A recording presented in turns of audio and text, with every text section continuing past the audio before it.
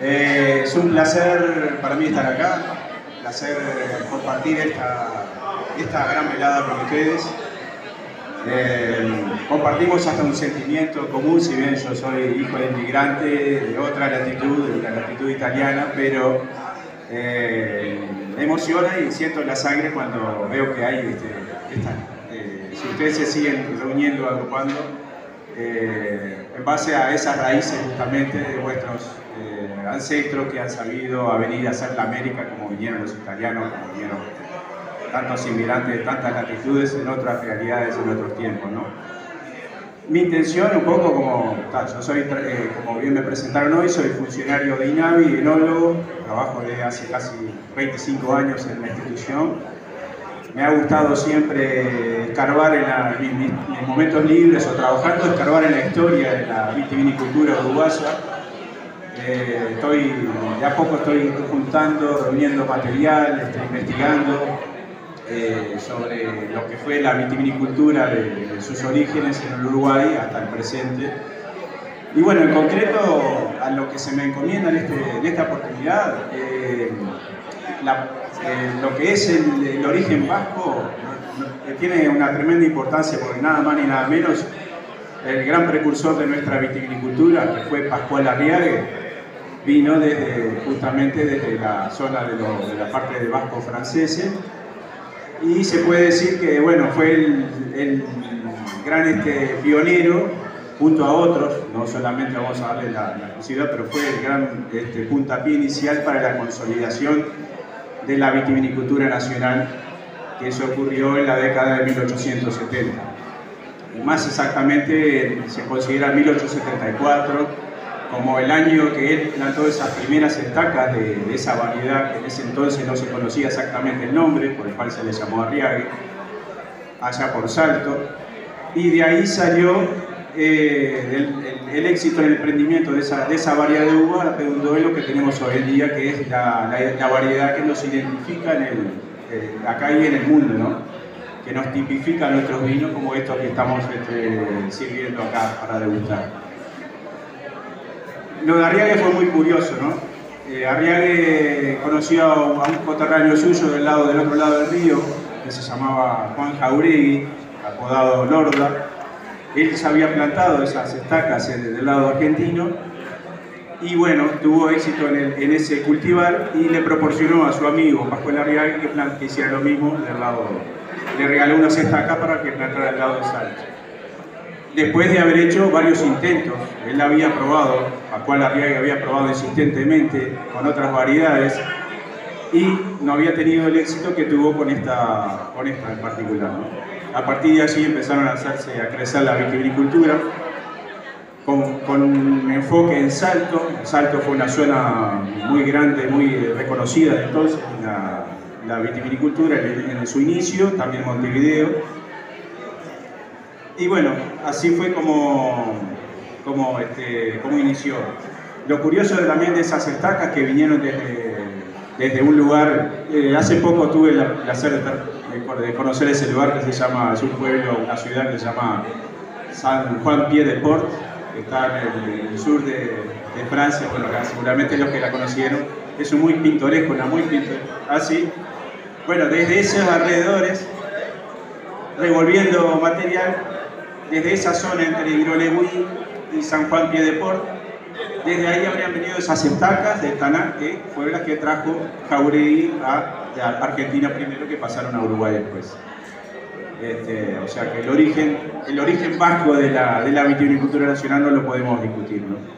Hubieron otros intentos de otras personas también que tiempos antes, incluso de la época de la colonia, también cuando se fundó Colonia de Sacramento, ya habían plantado algunas vides, habían hecho algún vino.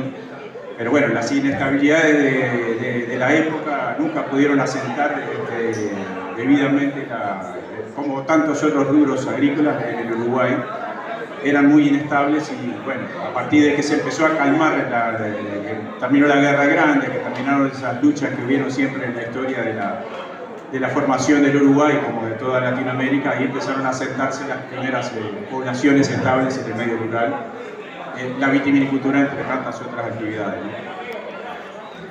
Voy a ser muy breve porque no quiero cansarlos.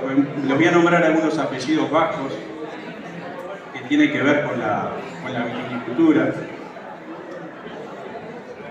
Algunos están, les voy a decir, algunos están hoy en día, otros ya no están. Pero tenemos, por ejemplo, a Salvador Goyechi Azugaray. Fue un marino de origen vasco que naufraga cerca de las costas de Rocha. Se perdió su embarcación. No desconozco si se salvaron toda la tripulación en ese barco, pero bueno, él pudo arribar a las costas de Rocha. Se estableció con un comercio de ramos generales, etcétera, etcétera, pero bueno, va a parar en la zona de Sauce, en Canelones, donde empieza a hacer su vino y a fundar su propia bodega. Esto en el año 1901, la bodega Carlota. Hoy por hoy esa bodega sigue vigente, la marca de vinos Goyechi sigue estando. Es un ejemplo de una de las pequeña, mediana bodega que tenemos en el país, con origen vasco. Tenemos algunos que tienen un segundo apellido, algunos bodegueros importantes que tienen un segundo apellido del lado materno, de origen vasco o de origen navarro, porque acá vamos a agrupar a todos los orígenes del País Vasco y alrededores, ¿no? Que por ejemplo Alberto Medero Burguete es también justamente tiene un origen navarro. Es uno de los bodegueros que está hoy en día también en la zona de Sauce. Tenemos a la bodega Pisano de Progreso, Pisano italiano, pero Pisano Arrexea, la parte materna es de origen vasco. María Elsa Arrexea, que creo que vive todavía, la madre de los enólogos que están hoy por hoy encargados de la bodega. Sí.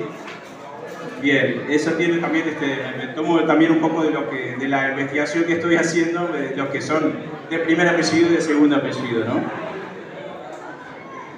Tenemos a los Sarranz, Varela Sarranz, hoy por hoy incluso hace valer sus dos apellidos casi le da el mismo valor en sus etiquetas. Es una bodega una bodega histórica que hay en Uruguay que está vigente y que tiene su línea de vinos, que muchos de ellos lo hace valer también. Muestra la historia tanto de los Varela como Recaro y de la parte de Sarranz, que a su vez fue un bodeguero también de hace más de 100 años atrás, de la zona de Colorado, cerca de la Escuela de Enología, un poco más hacia allá. El Pocho Sarranz. Tengo un eslogan muy curioso: la marca del vino es el automóvil. Si no quiere quedar inmóvil, tome vinos el automóvil. Hacían ese eslogan cuando hacían su publicidad de vino. Los años 20, 30, ¿no? Esa bodega particular no existe más, pero sí la Varela Sarranz sí está claro que sí, descendiente de esa misma familia. Dionisio Perugorría fue un importante viticultor de la época de la década de los 30, 40, uno de los fundadores del Centro de Viticultores del Uruguay. Fue un personaje destacado en la época, muy activo gremialista, defendió mucho la parte de los intereses de los viticultores de la zona de Cuchilla Sierra de Colorado. Llegó a tener su propia bodeguita. Quiero nombrarlo también porque fue uno de las personas que formaron parte de la historia vitivinícola del país, ¿no? En Las Piedras, en la zona que hace algo más de 100 años era el centro, el núcleo de la vitivinicultura nacional, Las Piedras, Colón. Teníamos la cabaña Las Acacias de Adolfo Artagabeitia, que tenía un establecimiento agropecuario entre los cuales se elaboraba vino, tenía su propia viña también. Y acá tenemos uno de los dos casos creo que son dos casos solamente de presidentes, de que llegaron a ser presidentes de la República y que tuvieron su bodega. Este es uno, la Granja La Oriental de Juan Campistegui y compañía. Habrán sentido hablar de Campistegui, presidente, político, militar, abogado. Tuvo su bodega en la zona de Las Piedras, saliendo hacia Calderón Chico, para los que conocen, que está todavía en la construcción, dentro de un polo logístico que hay hoy en día. Ese fue uno de los ejemplos de un gran establecimiento de la época, de lo más grande de Canelones. En el año 1892 fue fundado y permaneció. Esa bodega estuvo usada por otros bodegueros no hace tantos años atrás, pero bueno, como bodega, quizás hasta los años 30, 40 bajo esa marca, ¿no? con la misma propiedad, digamos. En Montevideo, un tal Fernando Paraverre, que en 1895 tenía su bar, su cancha de pelota baja, tenía un bar que tenía mucho, funcionaba muy bien. En determinado momento se dedicó a elaborar vinos y licores, fundando su propia licorería y bodega. Se la hago resumida, hasta hoy en día existe parte de lo que es esa empresa que le fueron adquiriendo otras sociedades. Hoy por hoy es Bacardí Martini, la empresa del vermut, que ahora está en la zona de Sayago, pero bueno, el origen de esa empresa, la marca Ollama, fue de este hombre, de este vasco, que se llamaba Fernando Paraverre, que además fue uno de los fundadores del Club Hostelería de Montevideo. Ahí me pueden dar mejores datos ustedes, capaz que a alguno que también les guste la historia, pero lo que pude sacar que fue uno de los fundadores de ese club de Montevideo. Casualmente esa propiedad hoy por hoy es donde está Canal 12, exactamente donde está Canal 12, esa era la licorería y bodega de Fernando Paraverre. Es enfrente, puede ser que hubiera estado en las oficinas de La Cruz, la de Barra. Y bueno, después tenemos varios ejemplos más. Aguerre, Montevideo, está todavía la marca, la bodega existe todavía. Aguerre Salto también hubo. Echeverri, hoy hablamos de los vinos de Echeverri, que creo que son algunos de los que están allá para tomar. Tenemos 3 bodegueros que son vigentes Echeverri hoy por hoy. Creo que no sé si están emparentados, no desconozco exactamente, creo que no. Pero tenemos 3 de Echeverri de Castillo Viejo, que está en Calderón Chico, Echeverri de Rincón del Cerro, que tiene la marca de vinos El Vasquito, para variar, sigue vigente esa bodega también.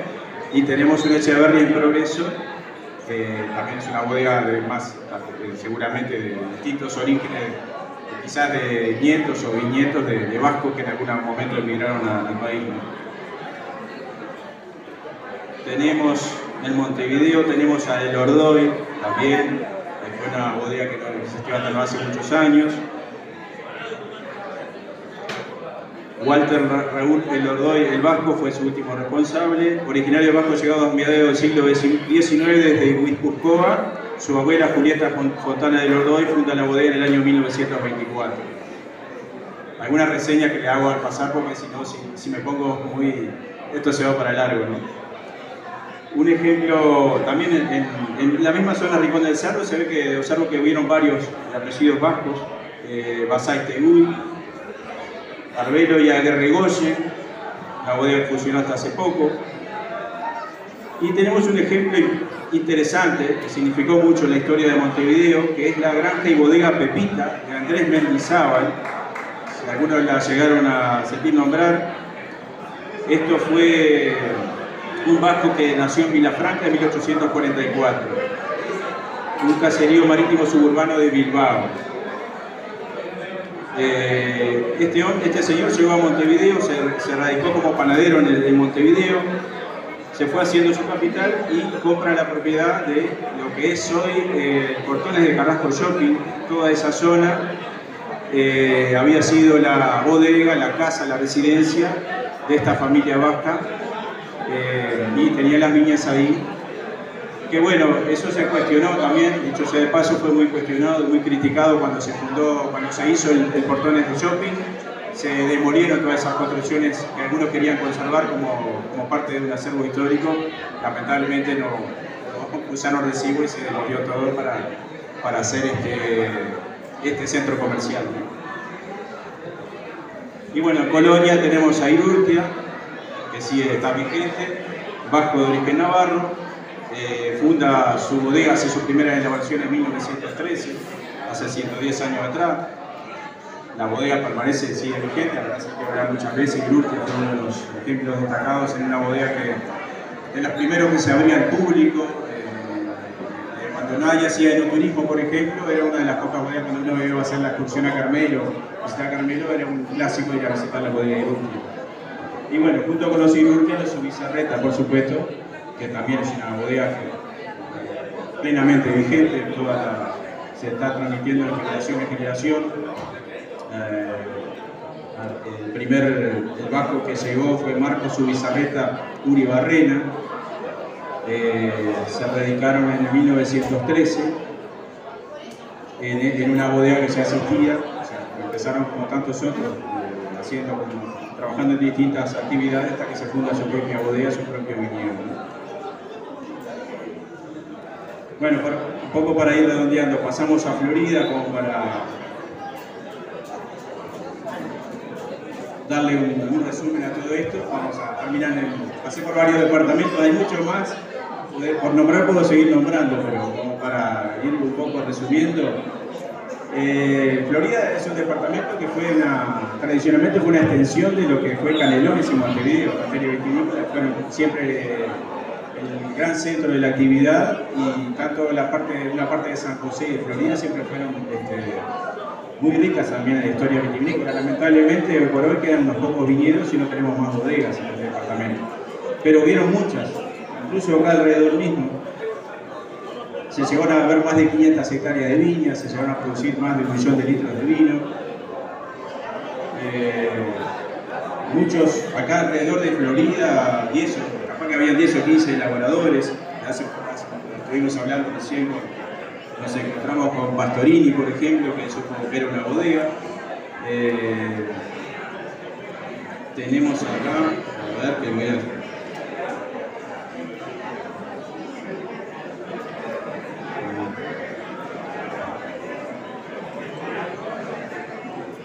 Del Vecchio, Carlos Eloca, Domingo Casella, Carlevaro, Villa Ema, los Burasteros tuvieron viña acá también, la Granja América de Manuel del Río, Vinos Chichita de Luis Pastorini, con el que estuvimos recién hablando ya, Granja Mura, Sarla, vieron unos cuantos bodegueros y pequeños vitivinicultores acá en los alrededores, ¿no?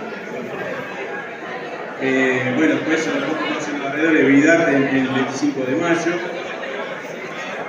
Juan Rizzo también por la zona del 25 de mayo, Ismael Michelena, ese fue un vasco, o sea, un nieto de vasco que tuvo la bodega, se llamaba Bodega El Ancla, en la zona de Pintado. Ese es uno de los que tengo, que conozco a su nieto, porque es enólogo también, Javier González, no sé si lo bien. Me proporcionó algunos datos al respecto. Hay un libro que seguramente ustedes muchos tendrán o conocerán sobre la historia de Florida, y que habla de la historia de los vascos radicados en Florida. Hay datos sobre Ismael Michelena, uno de los 11 hijos de ese vasco que llegó una vez al país. Y por supuesto que hablar de Arocena, también, que es una de las bodegas más reconocidas del país, y bueno, acá el departamento por supuesto, una bodega con historia. Desconozco últimamente que se encuentra el inmueble, pero lamentablemente es un declarado edificio monumento histórico nacional. Sería bueno poder un día volver y que se hiciera algún día volver a servirnos ahí. Pero esa fue también la familia Arocena se hizo de la propiedad ya cuando esa bodega tenía una historia detrás, que fue fundada fue creada en el mismo seno de la Asociación Rural del Uruguay, fundada en el año 1887, iniciativa de varios hacendados y políticos de la época. Domingo Ordoñana, que era uno de los presidentes de la Asociación Rural del Uruguay. Después estaba Luis de la Torre, y creo que también Federico Viguela fue el hijo de Francisco Viguela, fue el presidente. Ahí hay también una historia aparte de toda que es esa empresa. Me imagino que muchos de ustedes la habrán conocido en algún momento. Es una magnífica construcción. Vuelvo a decir lo mismo, sé que estamos ahora, pero bueno, estaría bueno poder un día rescatar y revalorizar ese patrimonio. Y bueno, eso es un poco. Me quedaron algunos apellidos para nombrar, pero bueno, no quiero aburrirlos más. Simplemente con haberme escuchado un poco e intentar darles una reseña general, y demás, que decirles que estoy a las órdenes, y cualquier cosa que quieran profundizar o algo sobre el tema, para mí es un placer. El vino agrega una sonrisa a la amistad y una centella al amor. Es la segunda sangre de la raza humana. Por eso me despido. Muchas gracias.